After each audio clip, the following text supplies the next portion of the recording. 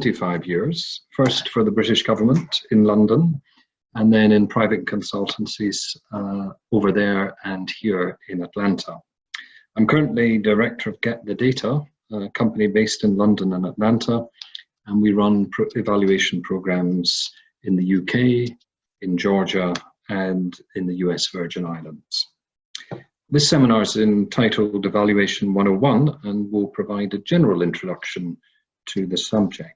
The intended audience is individuals who are interested in becoming evaluators, those who are perhaps working in policy making in government, or those who are working for NGOs or not-for-profits who would like to commission a good evaluation or who want to understand how to put evaluation findings to good use. But I know from the attendance list that there's many seasoned evaluators with us today, and I'm very grateful for that. And I know we probably all in the discipline and have different strengths and approaches to evaluation. So in the course of the next 40 minutes, we're really going to be tackling three questions: why evaluate, who evaluates, and how to evaluate. And I'll end with a case study of an evaluation that I did with my colleagues just a couple of years ago in England. And I hope that sort of case study kind of realizes and makes real some of the things that we've discussed today. So why evaluate? Well, Milton Friedman, whose quote this is, was of course a Nobel Prize-winning economist. And I always like this quote. It makes us think about the role of evaluation in determining the success of a policy or a program. And as we'll find out later, understanding the intention of a policy or program is important. But as the old saying goes, the road to perdition is paved with good intentions. So what an evaluation does is to determine whether a program actually received its results or outcomes. And a really good evaluation will also explain how those results came about as a result of the intervention. That is to say, how you could attribute the outcomes to the intervention itself. And in my experience, policymakers and practitioners are all well-intentioned professionals who want to make a difference. So where does evaluation and evaluators come in? I really love this quote from Michael Quinn Patton. He undertakes developmental evaluation. And in its full form, the quote says, "As not everything can be done, there must be a basis for deciding which things are worth doing. Enter evaluation. Evaluation at its best distinguishes what works from what doesn't and helps identify effective change makers." Now, I share these words with you as I believe that they sum up very well how evaluators, people working in government, people working for NGOs and non-profits can work together in a coalition to benefit society. Because I see that evaluation helps us to direct where scarce resources should go. And programs can use this information to help discern what is useful to do and what is not. And evaluation not only assists change makers, but it helps to identify who they are. So whether you're attending this seminar as a policymaker or the provider of a service or as an evaluator, you might consider yourself to be a change maker. And if so, that's great. And we can learn a little bit more about how evaluation services can make you a more effective one. Now, bringing about change, as I said, involves a coalition of policymakers who define policy, practitioners who implement it, and evaluators who determine whether it's working or not. And ideally, I see these groups as working together in what I call a virtual cycle, with the evaluator feeding back the evidence that helps to refine and replicate a policy or practice and its implementation. Now, when I was working for the British government, this was often called, rather clumsily, the ROMF cycle, which stood for Rationale, Objectives, Appraisal, Monitoring, Evaluation, and Feedback. And that's a topic in itself that we might consider in a future webinar. But basically, the evaluators working with practitioners and policy people, helping to refine things and feedback information. Now, as we close this section on why evaluate, it's worth considering a little more about who are these evaluators, how they are organized, and what is the role for Caribbean Evaluators International.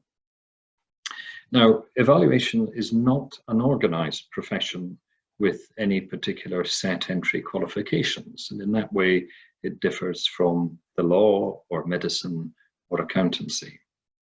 However, I believe that a good evaluator should be qualified, skilled, and committed. Very often, people like myself gain their evaluation qualifications during their graduate or postgraduate studies. And the skills I see that a good evaluator should have is they certainly must be inquiring, they must be curious, they must have a capacity to reason and to handle evidence. They should be organized, certainly numerate, literate, and analytical. And I also see that they should be committed to participating in continuing professional development. And the CEI is here to help all of us develop our understanding of the potential for evaluation in your work. As the mission of our organization says, the CEI is here to increase individual and regional evaluation capacity, advocating for the use of appropriate evaluation practices and methods and the use of regional evaluators. And as a Director of Training and Professional Development, I take that to heart. And I'm here with you to learn and to increase capacity and to learn about new and appropriate practices and methods, and to build up the ability of local evaluators to do good work in the Caribbean region. So as we move to the next session of the webinar, I just we'll consider some evaluation approaches and methods and just begin to highlight them. Now, as we move through some of this more technical material, I thought it would be good to share some what I call evaluation wisdom. And these are really words from some great change makers from history. This one is from Mahatma Gandhi, who said, "You may never know what results come of your actions, but if you do nothing, there will be no results."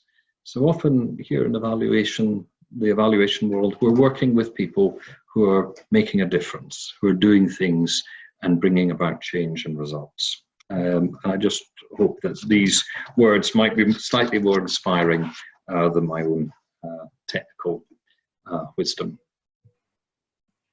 So thinking about how to evaluate, this could be the subject of other webinars in the future.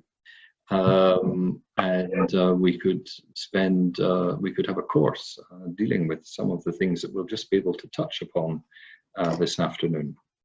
But there are many different philosophies about how to evaluate a policy or intervention, and there's many different thoughts about the role and the status of the evaluator.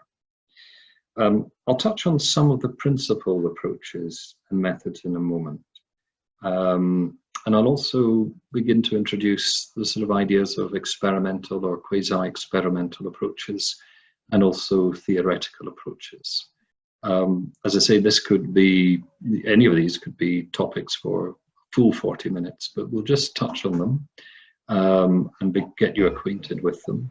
And I'll end, to sort of remove the kind of abstract nature, we'll end with a case study that kind of brings a lot of this together. So the principal approaches of evaluation are often said to be summative and formative evaluation, and these are perhaps the classic distinction over the different types.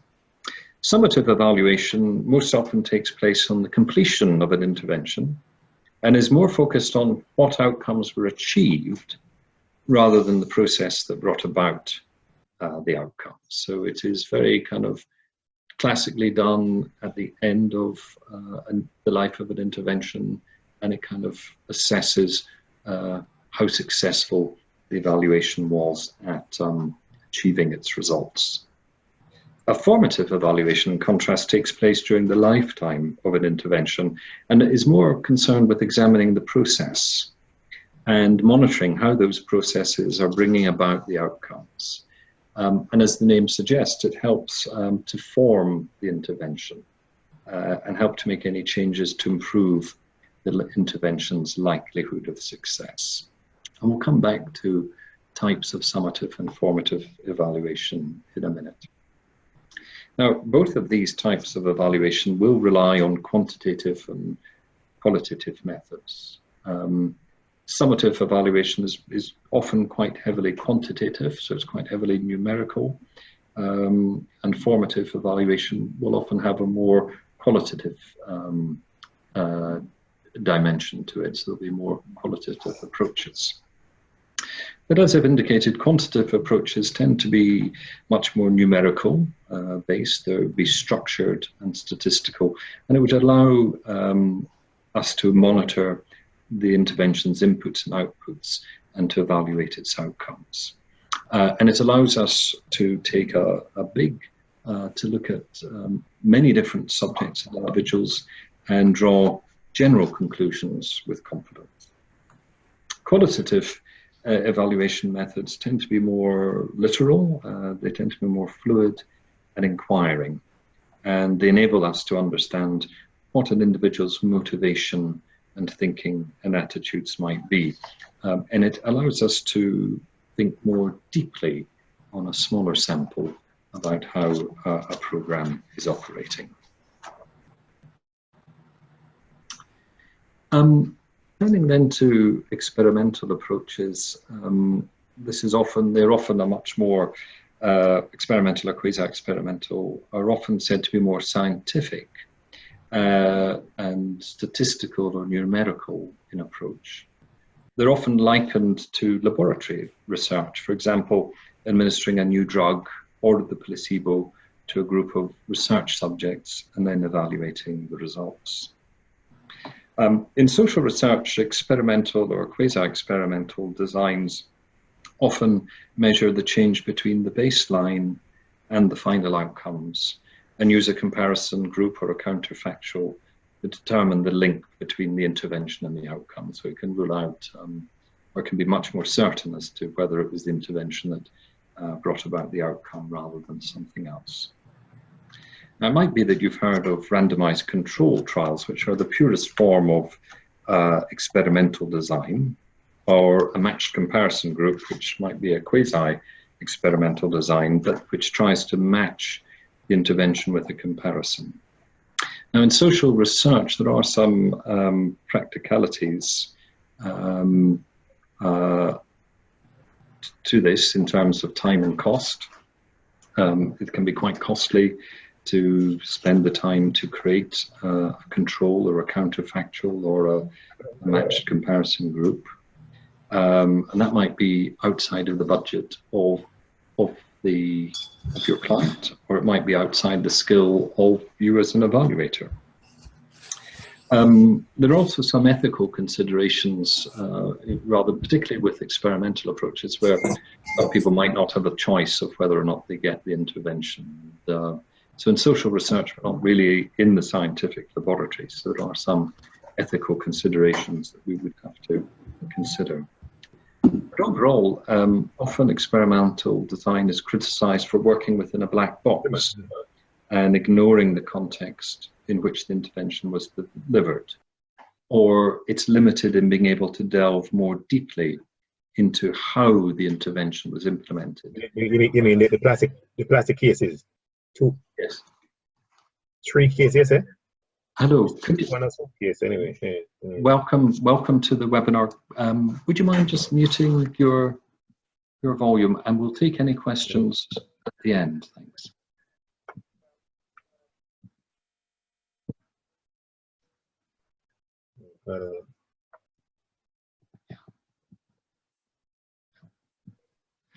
And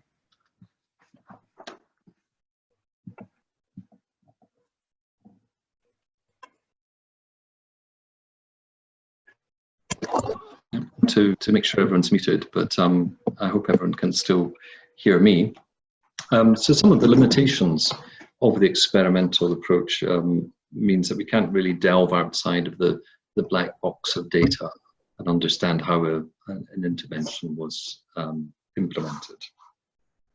A theory-based approach is one, in the course of my 25-year career, I've become perhaps much more dominant in evaluating programs and interventions.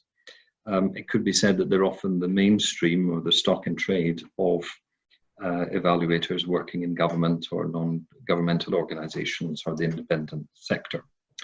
And the advantage of theory-based approaches is that they help in the design and the description and the measurement and evaluation of a program or intervention, so they're much more formative. It's often said that they perhaps use much more sort of logical sequencing. So one thinks about resources and one thinks about the inputs which go into a program, the type of interventions that come out of that, or the outputs, and then the impact of the outputs on individuals in achieving outcomes. And so that's important. So rather than kind of looking, it seeks to understand the intervention by what the funders and practitioners and service users are seeking to achieve, and making sure that all these things have a logical sequence. In addition to understanding how the interventions and processes led to the outcomes, the theory-based approach is often able to understand the impact of the context of the program, and that can often be important to replicating the program elsewhere. I hope this slide comes up quite readily. I've actually got a handout that anyone who would like this, I can send this to you. Some of you will be familiar with logic models. This would be the kind of start of a logic model, delivering a framework for monitoring and evaluation. But you can begin to do the kind of logical sequencing of data, the logical sequencing of an intervention. So the resources are the financial resources that an organization has to spend on interventions. And the inputs are what is needed to deliver that intervention. For example, nurses or resettlement workers, or specialized play equipment, or units of accommodation. And then we're interested to see how those inputs lead to outputs. Now, outputs and outcomes are often kind of misunderstood, but and there could be some debate about their definition, but for this purpose, really, the outputs are the final service that are delivered to the clients. For example, the number of counselling sessions that might have been delivered, or the number of drug treatment sessions that were provided. The outcomes are the real key sort of evaluation data, and they're measuring the impact on the community or individuals, what the organisation is seeking to achieve. For example, this might be reductions in reoffending amongst young people, or improved educational attainment in school, or increased life expectancy amongst adults. So we can see that there's a kind of logical sequencing of these. Resources and inputs and outputs might be more monitoring data that we're keen to see, count the numbers and frequencies of particular activities, and the outcomes are often the more evaluative data that we want. I've added in here the context and how the context impacts on the outcomes, and that might depend on the geographical area that you are running the intervention. It might be about the way in which you've arranged your resources and the qualifications of the people who are delivering the interventions, or the numbers of people that you're able to recruit into the program. But that's an important aspect to it. And then we can begin to get some measures of economy and efficiency and effectiveness. So get measures of economy, so that we're looking at the costs of acquiring the inputs to the program. For example, the cost of acquiring social housing units. We'd be looking at efficiency, so obtaining the maximum output for the inputs. So you want to perhaps providing group counselling might be more efficient, you're getting to see more people, but it might be less effective. And of course, effectiveness is whether or not the outputs of the programme are leading to the desired outcomes. And then overall, there would be some element of cost effectiveness. This is quite a detailed slide, so there is a handout that I provided, and if anyone wants to get a copy of that, then just ask for that at the end of the webinar and I'll send it to you. But this is really just a way in which I want to encourage people to begin to think about creating a monitoring and evaluation framework, and just thinking about that logical sequencing that comes into the theoretical approaches to evaluation. Now, what I've talked about at the moment is quite theoretical and also quite technical. So I thought I'd sort of bring them all together in a case study. And this is really a case study. I hope people can see this again. I can send this to people, a clearer version at the end of the webinar. But this was really a poster, an infographic that I prepared following an evaluation of a programme in Surrey. And if you look at the map of Great Britain, Surrey is that county just to the south of London, which is coloured in red with a big arrow pointing to it. It's quite an interesting county. It's just to the south of London. The southern part of the county is very affluent, and the northern part of the county is kind of suburban London and can have areas of deprivation. The evaluation was really for change makers. We talked about change makers and the role of evaluation in that at the start of our webinar. Our client was Surrey County Council and Surrey Police, and both organisations wanted to change the way they dealt with young offenders. And the way in which they wanted to do this was to divert young offenders out of the criminal justice system and into a system of restorative justice. So rather than arresting young people, taking them to the police station, reprimanding them or charging them with an offence and sending them to the youth court, the young people who were arrested for offending were diverted out of that system altogether and into a restorative justice system. Now, the principles of restorative justice are quite interesting. They tend to be based on a form of mediation between the victim and the offender, and really try and understand what happened from the perspective of the victim and the offender, so the offender can explain why he or she committed the offence, and the victim can explain the impact on them. Now, the client wanted to obtain objective evidence. This was quite a radical departure, as you can imagine. So they wanted objective evidence that the restorative justice approach was more effective than the traditional youth justice approach in reducing offending behaviour. And they also wanted to ensure that it was saving the local taxpayer money. So it was kind of, it might sound a little bit counterintuitive that you divert people out of the criminal justice system and all the punishment and deterrence that goes with that, and into something which was perhaps much more based on the individuals involved. So we really needed to be sure that we were providing objective evidence. The evaluation design was quite complex, so we used a theoretical approach to understand why the policymakers, the practitioners, the victims and the offenders believed that restorative justice would be more effective at reducing reoffending. And then once that was understood, we were able to use a quasi-experimental design to prove that it was effective. So this was an approach that kind of was a hybrid of the experimental and the theoretical approaches. And I think in the real world, that's a good way of doing things, that you use the theoretical approach to really understand what it is you're evaluating and why, and then use the quasi-experimental approach to really understand why that was effective. So in the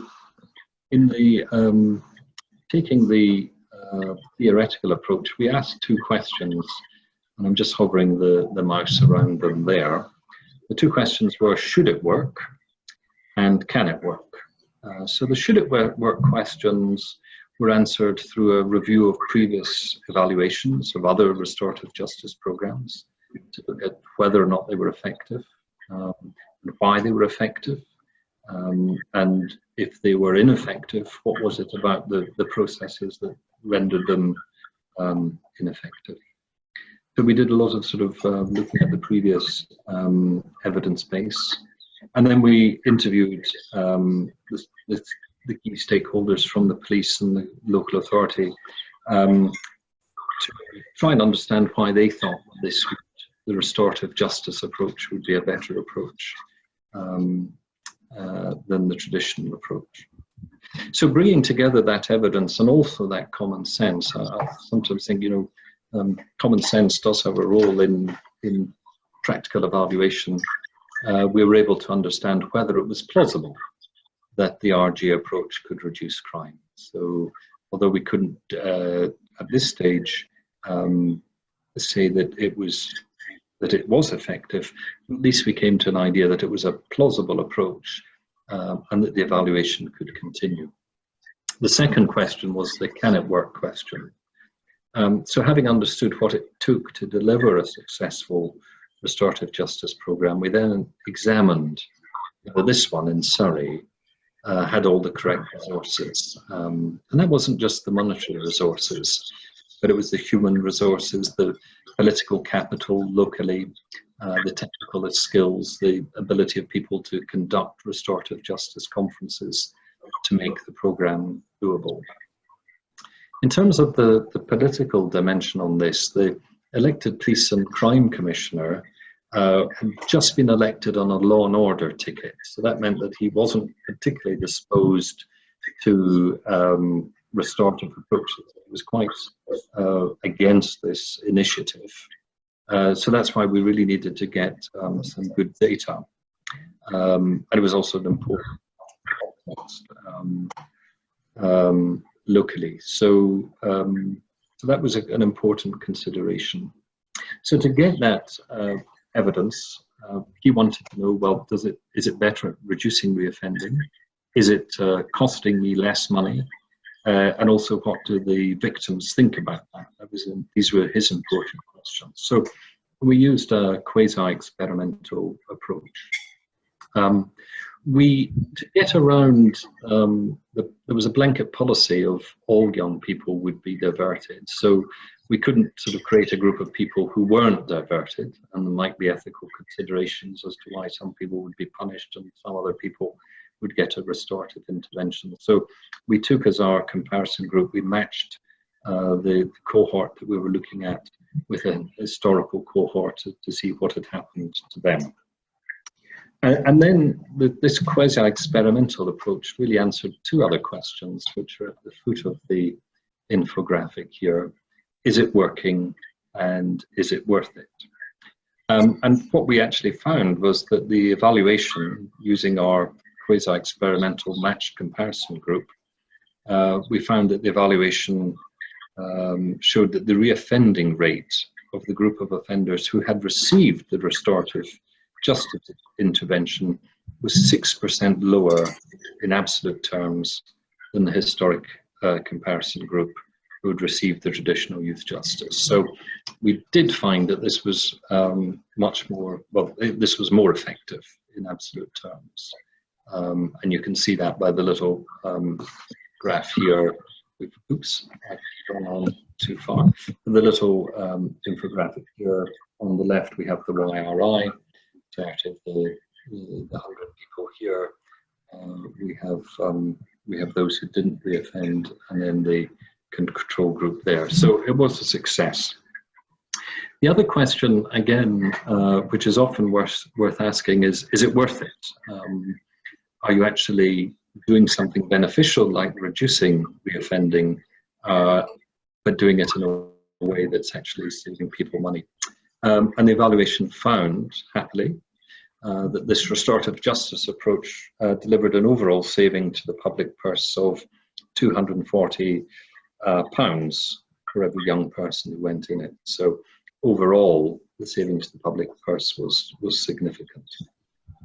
When you actually looked at the cost data in some more detail, we actually found that the police were spending more money. There was more police resource going into the restorative approach.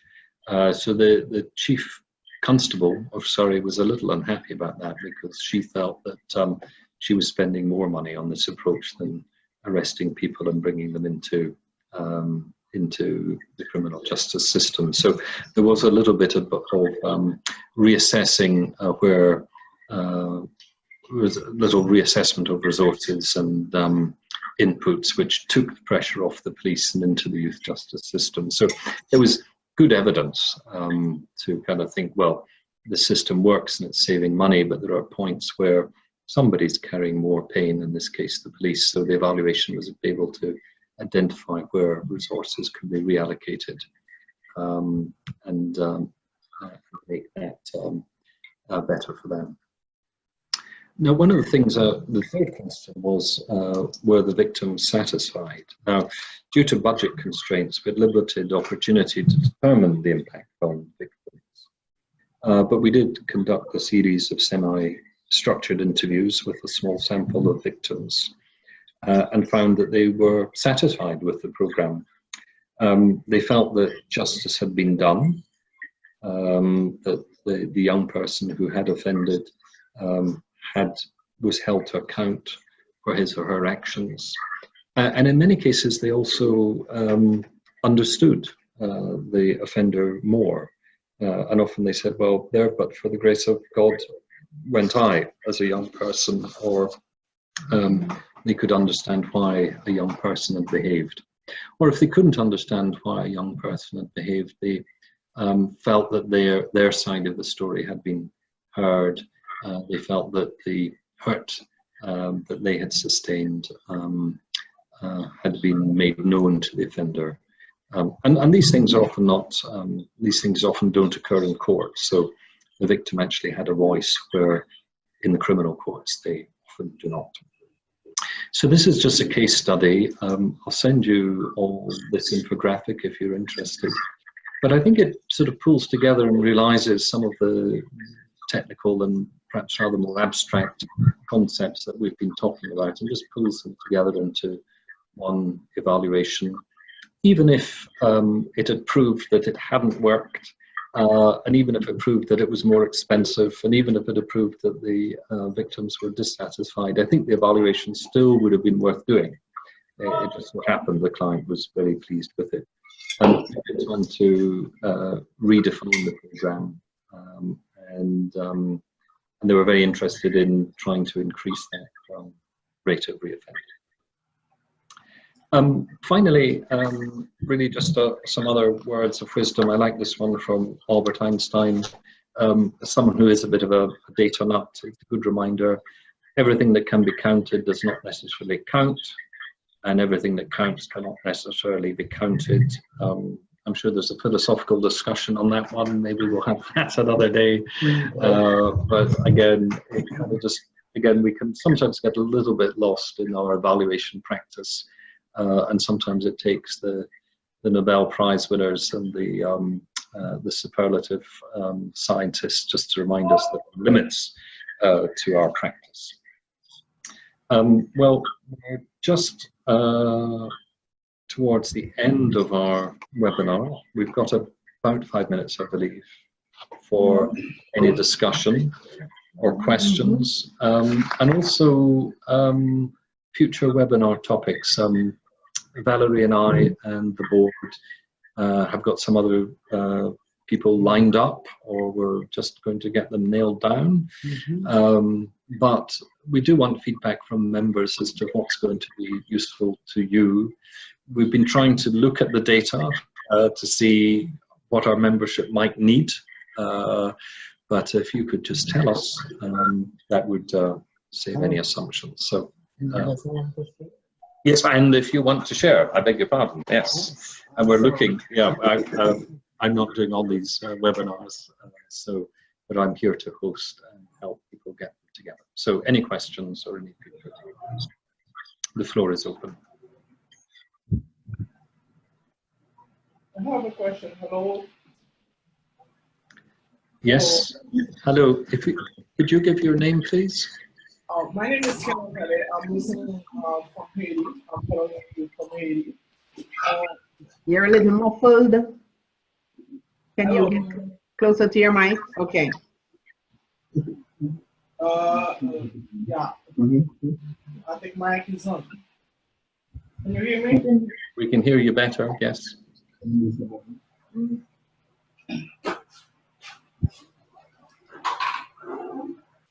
Go ahead.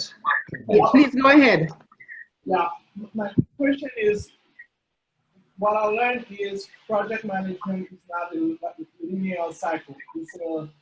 It's not a linear process. It's a cycle. So what can we say about like evaluation? Is evaluation follows the same path like as project implementation? I don't know if my question is clear. So when we do evaluation, should we also follow the same path of a project implementation? I think I understand your question, and it was just a little difficult for me to hear, but I think I understand. I think you're asking whether evaluation should run alongside a project's implementation. And I would be strongly in favor of that. And that would be the kind of formative role for the evaluation, that you would work alongside the project workers from before the project's implemented, and work with them, monitoring what they're doing, collecting data and qualitative data and quantitative data to help them in the implementation of that. And that's what I was talking about, the formative role. When you do that, of course, you have to maintain your objectivity. And I had an interesting discussion with 2 other board members on CEI last month about just that role, you know, about the objectivity of the evaluator, not to do the bidding of the project manager, just to have that independence. But yes, I think that's a very good question. And there is a real role in formative evaluation. Sometimes it's called action research. But it's just that way in which monitoring, it's that way in which evaluation can really help a project's design.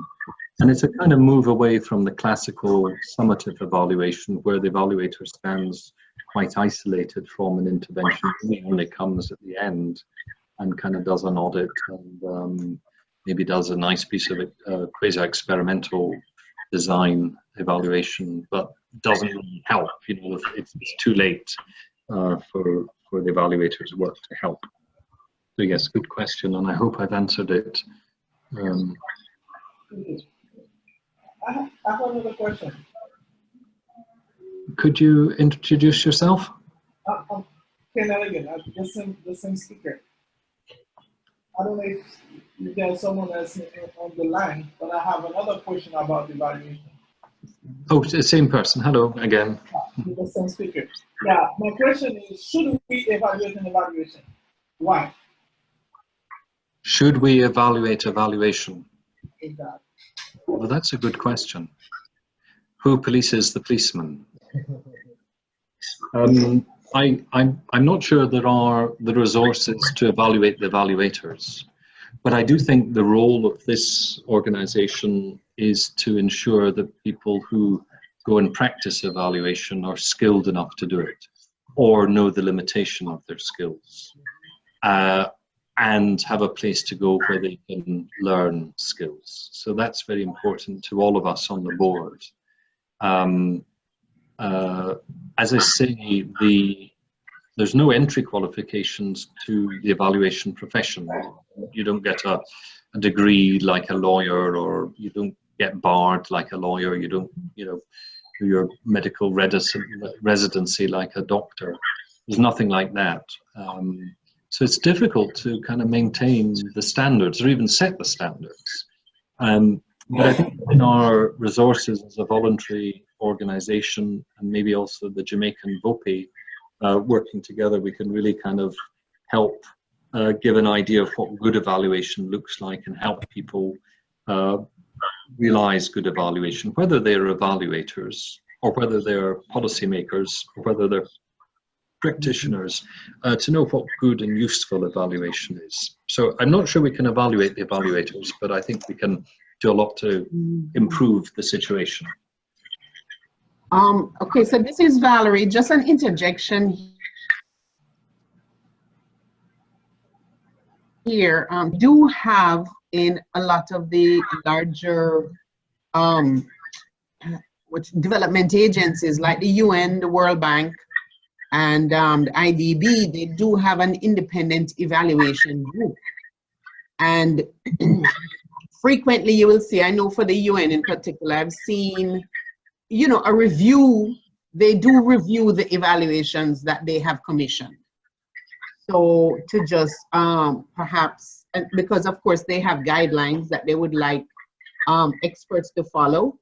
And as part of that review, I think what comes out of it ultimately is, you know, are they asking the right questions and generating information that is usable? So that kind of level, I would say there is some effort at, you know, these agencies kind of evaluating their own, you know, the evaluations they've commissioned and the approaches that they use. Thank you. Everybody else?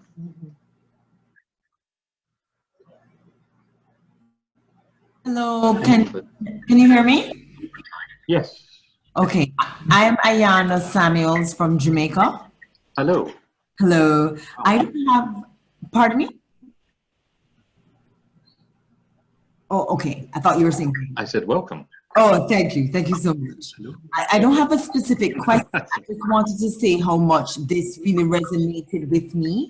I know you asked whether there are specific topics you'd like us to let you know, specific topics that we would like, and this is exactly where someone like myself who is more nascent within the evaluation journey, where I would have wanted to start. I felt it was very helpful, and I look forward to being able to reassess the presentation because of course it was quite meaty, which is wonderful, but just wanted to give my 2 thumbs up because this already has given me a lot to chew on and has been very helpful. So I think continuing along this place, if we call this ground zero, continuing with case study examples, I think will help us to have a more, shall we say, tangible idea of this field. But I feel very grateful and wanted to thank both yourself, Valerie, and all the other organizers. Well, thank you very much. That's good feedback. The previous question was, do we evaluate evaluators? I'm sure we should evaluate ourselves at our presentation. So we will be looking for feedback, but thank you for that. That is encouraging. I think this is the first webinar we've done, and I wasn't quite sure as to where to pitch things. As you said, it was quite meaty. So we will make the webinar available. I hope we're recording it. I hope that's happened so you can review it by watching it. The slides will be available, and if there's any material such as the kind of elementary logic model or the case study that you want to see, then we can make those available. But thank you. That's very encouraging. You're welcome. Thank you. Any other observations? Or we can close. Ivan, do you have anything to say? I know you're just before you go ahead, this is Dana here, Dana Davis-Smith. Hello. Hi. I wanted to support what was just expressed by our member from Jamaica, but on a fulsome way, the Jamaican grouping thanks you kindly for the presentation, and we look forward to more sessions like this, supporting ourselves and sharing the knowledge within our group with each other as we build our individual capacities and competencies. So on behalf of Jamaica VOPE, I wish to express our appreciation and thanks to you. Thank you. Thank you very much. Nice to hear you again, Diana. This is Ivan Somlai. I was just notified by Karen Prasad that a couple of comments I had sent out went privately to her, not to the whole group. One was simply a thank you, because I did enjoy it, and I certainly very much liked that summative infographic that you had. It encapsulated a lot of work. On the last question about evaluating evaluators, it is possible to solicit feedback from all the people that have been partaking in a particular evaluation. I mean, people that you had interviewed that were part of focus groups and so on. And I've done this in several countries where they gave feedback, such as, just as an example, you know, this particular evaluation result or statement cannot be true, because obviously the person didn't speak to the right person, or looked at the wrong document or something like this. Yes. So it is possible to receive feedback like that. Yeah. Well, that's great. Well, two more questions, and then we'll close out. But obviously, if people need to get back to work, thank you for attending, and we look forward to seeing you at the next webinar. Stand by, but we have time for two more questions. So, do we have someone ready? Do we have a question lined up? Hi, good afternoon. Colleen, hi. Hi, yes, Colleen Davis from Trinidad and Tobago. Hi, Colleen. Good to hear you. Thank you. Before I got the invitation to this webinar, I had not heard of the Caribbean Evaluation International, Evaluators International. So I'm really very interested in learning more about your organization and how you contribute to building the capacity of evaluators in the Caribbean. So of course the webinar here is one of the ideas, but really intrigued to hear more over time about your organization, and thank you very, very much for the invitation. Great. Colleen, can I just ask what your profession is and what your interest in evaluation is? I used to be executive director of Benyaquan, and I'm still very much involved in several NGOs in Trinidad and Tobago. I was qualified actually as a community psychologist. Okay. So very involved in community action research, that kind of thing. Mm-hmm.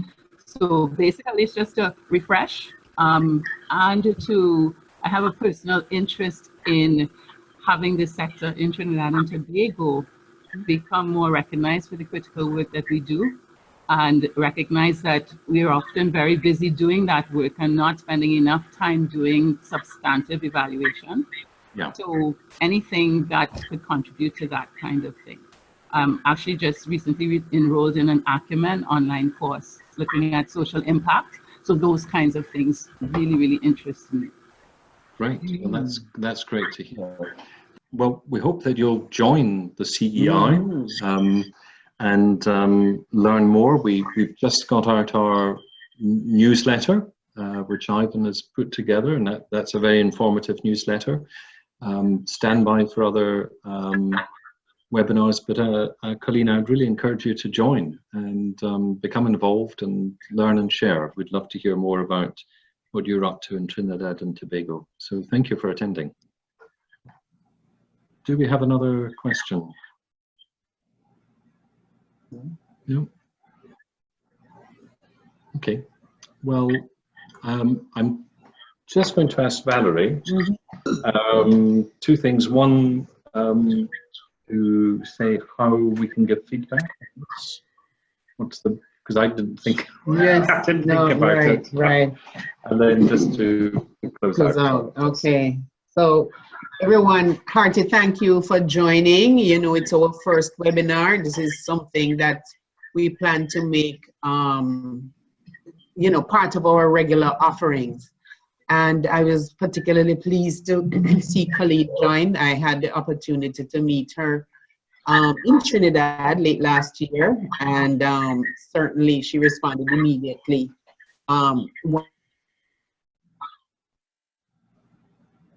Once she really keen to roll out more in Trinidad. We have a small grouping of persons there, and a contact person, Denisha Maxim, who is now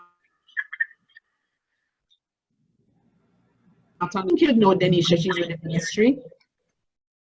But certainly we would love a lot more participation from Trinidad, and you know, yeah, we will look forward to you helping us to roll that out there.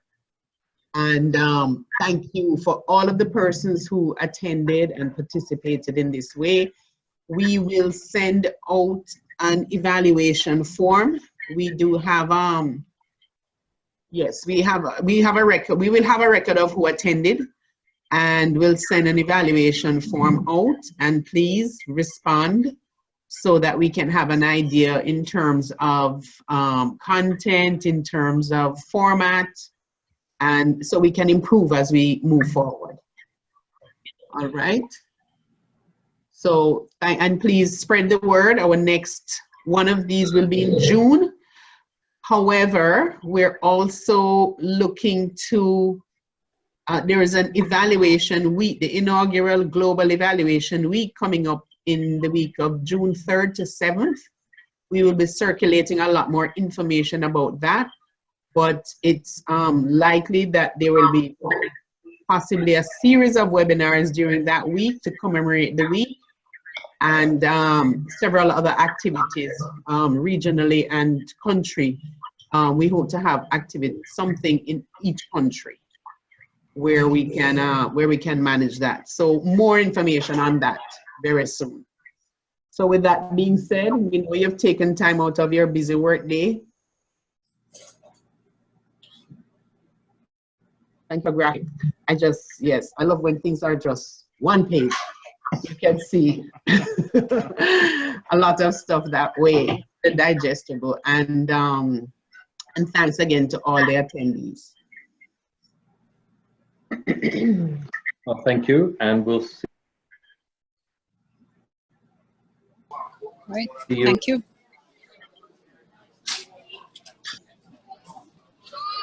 Bye-bye. Bye-bye. We'll talk Hey, to you Ivan. Thank you, everyone. soon.